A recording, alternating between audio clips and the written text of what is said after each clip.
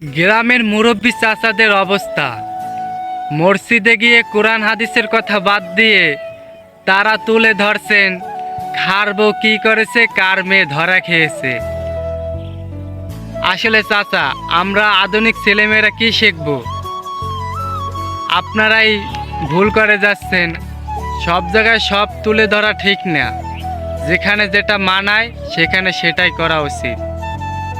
আসলে কথায় মাইন্ড করেন না কাকা, কম বেশি সবার ফ্যামিলিতে বদনাম থাকবেই, এটা স্বাভাবিক। এটা তুলে ধরার কিছু নেই। আসলে যার যার তো গোপন রাখাটাই ভালো। তা আমার কথাকে মাইন্ড করবেন না, ছোট মুখে বড় কথা বলে ফেললে।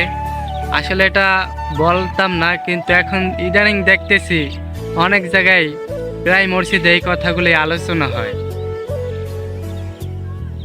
আসলে তাদের সামনে তো আমরা জবাব দিতে পারি না, মানে এটা বলা ঠিক না, কারণ তখন আমরা বেয়াদব হয়ে যাই। হ্যাঁ ঠিক আছে, আমরা বেয়াদব কাকা, কিন্তু আমরা সব জায়গায় বেয়াদবি করি না, বুঝে শুনে করি। আসলে আপনাদের তেমন করে বোঝাতে পারছি কিনা জানি না। আমার কথার ভিতরে ভুল হলে সেটা আপনারা ক্ষমার দৃষ্টিতে দেখবেন। ধন্যবাদ সবাইকে।